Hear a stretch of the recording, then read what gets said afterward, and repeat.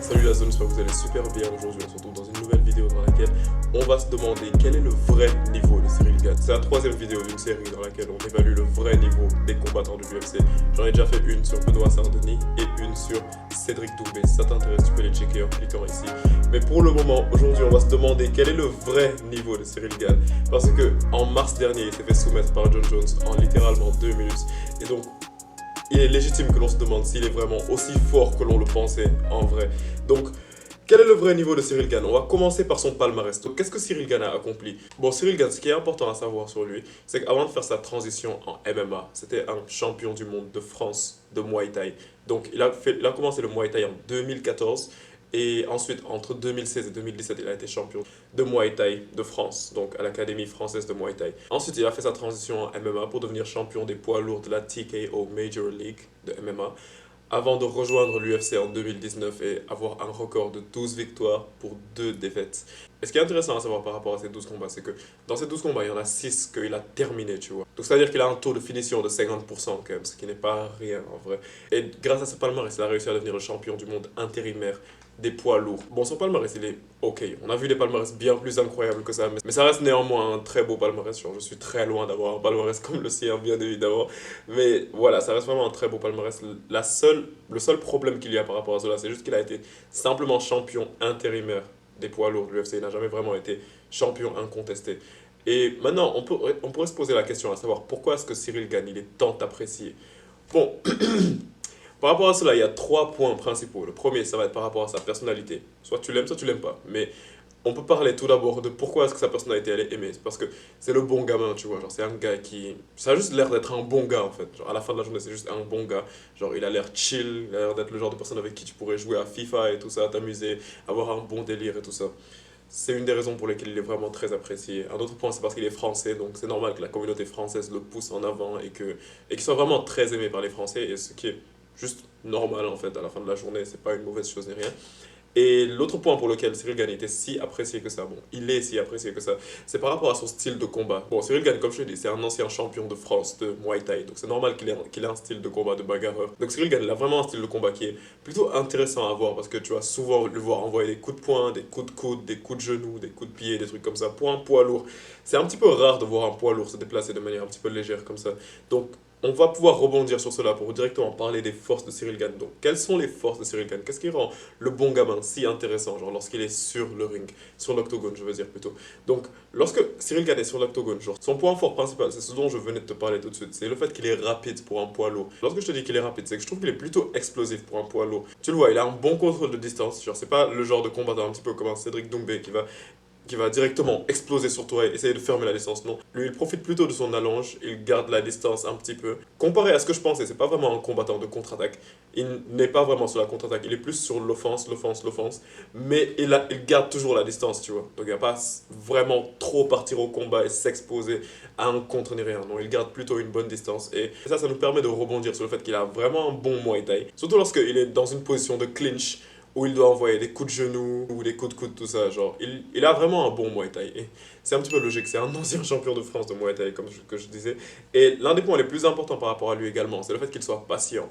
Donc, le fait qu'il soit patient, je m'en suis rendu compte spécifiquement lorsque je regardais son combat contre Tai Tuivasa. Donc la raison pour laquelle je te dis qu'il est patient et que c'est une très bonne chose, c'est par rapport au fait que, par exemple, lorsque tu vas le voir qui va donner un coup qui va sonner son adversaire, la majeure partie du temps, ce que les gens font, c'est qu'ils vont donner un coup qui sonne l'adversaire et donc ils vont le poursuivre, essayer de le mettre KO, essayer de le fatiguer, tout ça. Alors que Cyril Gane, l'un des avantages, c'est que il arrive à rester focus dans ce genre de situation, tu vois. Il va te donner un coup qui va te sonner, mais il va continuer à te suivre doucement. Il te suit, il attend que tu fasses une erreur, il continue à avancer sur toi, il te donne quelques coups, et là, tu finis par t'écrouler. C'est de la même façon qu'il a réussi à battre Tai Tuivasa, c'est de la même façon qu'il a réussi à battre Derrick Lewis.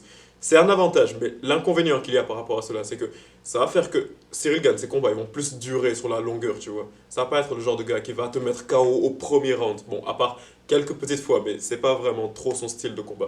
Donc, maintenant, on peut parler des faiblesses de Cyril Gane. Donc, Cyril Gane, c'est là que je vais commencer vraiment à parler. Donc, franchement, bon gamin, je suis désolé. Donc, le premier point, faible de Cyril Gane, c'est sa personnalité. Parce que je t'avais bien dit dès le début que ça peut être une force, ça peut être une chose qui fait que les gens l'aiment bien. Mais soyons honnêtes 2 secondes. Depuis qu'il a perdu contre John Jones, la personnalité de Cyril Gane, c'est la chose majeure qu'il fait. Il se fait tacler partout sur les réseaux sociaux, même par Cédric Doumbé. Cédric Doumbé qui allume toujours Cyril Gane par rapport à cela. Et oui, c'est triste à dire, mais je suis d'accord avec cela. Parce que je me dis que Cyril Gane, sa personnalité, c'est pas vraiment la personnalité d'un combattant de MMA. Et oui, bien évidemment, vous allez toujours m'envoyer vos arguments selon lesquels, oui, c'est bien d'avoir de la vertu, il faut être une bonne personne et tout ça. Je suis pas contre ça.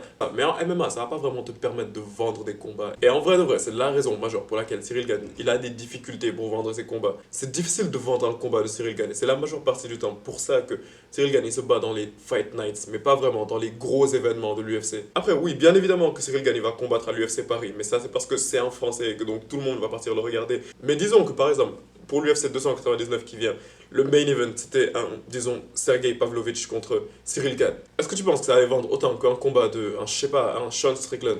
Bien évidemment, non, parce que le trash talk, quoi qu'on puisse dire sur cela, c'est un art qui fait partie littéralement du MMA. C'est vraiment une partie intégrante du MMA et ce n'est pas du tout à sous-estimer. C'est un petit peu le problème que j'ai avec cette nouvelle génération de fans hardcore de Mohamed Ali et de Georges Saint-Pierre. À chaque fois qu'ils sont en conférence de presse et tout ça, ils ne parlent pas du tout, ils ne font absolument aucun effort pour vendre le combat, ils sont en mode oui, non, moi c'est pas dans mes valeurs de critiquer les gens et tout ça. Bro, Mohamed Ali et Georges Saint-Pierre, eux-mêmes, ils faisaient du trash talk. C'est pas parce que tu restes dans ton coin et que tu ne sais pas te défendre et que tu ne sais pas attaquer ton adversaire mentalement et tout ça. C'est pas parce que tu fais pas ça que tu es plus classe que. Bon, peut-être que tu es plus classe que, mais c'est pas parce que tu fais ça que tu te rapproches de Mohamed Ali ou de Georges Saint-Pierre. Parce que déjà, ces deux personnes, elles savaient trash talk. Et c'est ça qui est intéressant. Parce que des personnes comme Mohamed Ali et Georges Saint-Pierre, ils savaient trash talk, mais ils avaient un trash talk classe, tu vois, un trash talk respectueux. Et lorsque je parle de cette génération de nouveaux fans de Mohamed Ali et de Georges Saint-Pierre, je pense exactement à Jordan Zebo et à Cyril Gane. Mais si on reste honnête pendant 2 secondes, ça, c'est vraiment ce qu'il y a en dehors de l'octogone. Genre les raisons pour lesquelles Cyril Gane n'est pas aimé, mais en dehors de l'octogone. Mais si on parle à l'heure actuelle des faiblesses de Cyril Gane à l'intérieur de l'octogone, je pense que c'est pas la peine que je te le dise, mais tu sais déjà que sa faiblesse majeure, c'est le sol. Parce qu'on se souvient bien de comment John Jones a réussi à l'humilier littéralement au niveau du sol. Et en vrai de vrai, pour parler des lacunes au niveau du sol de Cyril Gane, je compte même pas vraiment parler de ce combat qu'il avait eu contre John Jones. Parce que à la fin de la journée, tu pourras toujours me sortir le contre-argument que oui, John Jones est l'un des meilleurs lutteurs du monde, il lutte depuis qu'il a 12 ans, donc tu peux pas vraiment juger un gars qui lutte depuis qu'il a 12 ans contre Cyril Gane qui lutte simplement depuis 2019. Oui, si tu veux, tu peux me dire ça. Si tu veux, tu peux me dire ça. Mais donc, comment est-ce que ça se fait que Francis Ngannou, qui n'est même pas reconnu pour être un bon lutteur, il a réussi à mettre Cyril Gane au sol et le démonter en lutte? C'est là que tu te rends compte qu'il y a un problème un petit peu dans la préparation de Cyril Gane au niveau du sol. Et donc, c'est la raison pour laquelle, tant que Cyril Gane n'arrive pas à trouver une façon d'avoir un très bon jeu au niveau du sol, il n'arrivera pas à s'en sortir. Et peut-être que pour avoir un très bon niveau au niveau du sol, ce qu'il faudrait, ce serait sur le conseil de Khabib et de partir au Daghestan. Peut-être qu'il devrait sortir de sa zone de confort. Même si je vois de plus en plus de vidéos de lui qui est dans le MMA Factory avec Fernand Lopez et tout ça en train de lutter, franchement, je ne crois pas que c'est la meilleure des solutions. Mais l'avenir nous dira. Et avant de répondre à la question, à savoir si Cyril Gane il est vraiment surcoté, j'aimerais faire un tout petit crochet un petit peu sur son palmarès, afin de se rappeler un petit peu de contre qui il a perdu. Donc Cyril Gane, il a 12 victoires pour 2 défaites. Donc ces 2 défaites, c'est contre qui qu'il a perdu? Faut pas non plus oublier que Cyril Gane, parmi tous ses combats, il a seulement perdu contre John Jones et Francis Ngannou. Donc ayant ça en tête, on pourrait se demander, est-ce que Cyril Gane, on peut vraiment dire qu'il est surcoté? Parce que littéralement, il a perdu contre les gens les plus chauds. Donc Cyril Gane est-il surcoté? Oui, je suis désolé de dire ça, mais vraiment, Cyril Gane est surcoté, ou du moins était surcoté la veille de son combat contre John Jones. Parce que si on analyse ne serait-ce que son style de combat, Cyril Gane, il a quand même des lacunes. Et à la veille de son combat contre John Jones, je me souviens jusqu'à présent de tous les articles et tout ça qui disaient que John Jones, il n'y a quasiment pas de chance qu'il arrive à battre Cyril Gane. Tellement Cyril Gane, c'est l'un des meilleurs combattants à l'heure actuelle. Mais ce n'est juste littéralement pas le cas. Après, l'avantage, c'est que Cyril Gane, il a commencé le MMA récemment, donc il a toujours une très grosse marge d'amélioration, il a toujours vraiment le temps de s'améliorer. Mais à l'heure actuelle, je ne peux pas te dire que Cyril Gane, il fait partie des meilleurs combattants du monde. Et pourquoi est-ce que je ne peux pas te dire cela? Parce que Cyril Gane, il a échoué, genre, les plus grands challenges. Il a réussi, bien évidemment, à prendre la ceinture intérimaire contre Derrick Lewis. J'ai pas envie de juger le niveau de Derrick Lewis ni rien. Derrick Lewis, parfois, il a des très bons jours. Mais ses plus grands challenges, les plus grands challenges de Cyril Gane, il n'a jamais réussi à les prouver. Parce que les paliers, c'était vraiment Francis Ngannou et John Jones. John Jones, encore une fois, je te dis que je peux pas vraiment trop juger le niveau d'un combattant parce qu'il a perdu contre John Jones. Mais après, ça dépend également de la manière avec laquelle il a perdu contre John Jones. Parce qu'au moins, s'il avait réussi à tenir contre John Jones de la même manière qu'il avait tenu contre Francis Ngannou pendant tout le combat, là, ça aurait pu être un petit peu différent, tu vois. Mais le fait de perdre en 2-3 minutes contre John Jones, un Jon Jones qui ne s'est pas battu pendant 2 ans, ouais, c'est un petit peu chaud quand même. Mais après, on va pas se mentir, Ciryl Gane, ça reste un super bon combattant. Malgré le fait qu'il ne soit pas l'un des meilleurs combattants du monde, ça reste un super bon combattant. Je sais que tu peux me démonter, je sais que tu peux me casser la gueule facilement. Tu me soulèves easy, mais ça ne reste juste pas l'un des meilleurs combattants du monde. Donc on pourrait se demander, quelle est la suite en fait pour Ciryl Gane? Donc à l'heure actuelle, qu'est-ce qui lui manque afin de devenir l'un des meilleurs combattants au monde? Donc, comme je le disais, il lui reste toujours à passer ce palier qu'il n'a jamais réussi à dépasser, ce palier qui était Francis Ngannou en fait, genre littéralement. Donc à l'heure actuelle, le combat parfait, bien évidemment, le combat parfait qu'il aurait pu avoir, ce serait le combat contre Thomas Spinal, mais je suis sûr à 100% que ce combat-là ne va pas se faire. Parce que Ciryl Gane avait littéralement refusé de se battre contre Thomas Spinal avant qu'Aspinal ne devienne champion. Donc je vois vraiment pas Aspinal accepter de se battre contre Ciryl Gane alors que maintenant, lui, il est champion. Ça également, c'est un autre problème par rapport à la personnalité de Ciryl Gane. Le fait qu'il refuse des combats, qu'il se fasse influencer par ses managers et tout ça, ça aussi c'est un problème par rapport à la personnalité de Ciryl Gane. Mais c'est plus le sujet à présent. Donc en ce moment, je vois 2 combattants qui pourraient être des rivaux parfaits pour Ciryl Gane afin de réussir vraiment à passer ce palier et d'obtenir son title shot contre Aspinal. Donc tout d'abord, le premier combattant que je vois Ciryl Gane affronter afin de pouvoir réussir à le battre et obtenir un title shot automatique contre Thomas Spinal, ce serait Curtis Blades. Curtis Blades qui a déjà battu Thomas Spinal et qui est sur une série de 17 victoires pour 4 défaites.